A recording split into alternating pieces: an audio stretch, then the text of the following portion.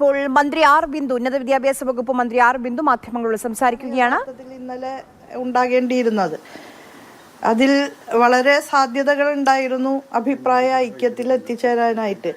പക്ഷേ അത് നടന്നില്ല എന്നുള്ളത് നിർഭാഗ്യകരമാണ്. യഥാർത്ഥത്തിൽ നമ്മുടെ സർവകലാശാലകളുടെ എല്ലാ സംരക്ഷണത്തിൻ്റെയും ചുമതല നിക്ഷിപ്തമായിരിക്കുന്നത് കേരള ഗവൺമെൻറ്റിലാണല്ലോ.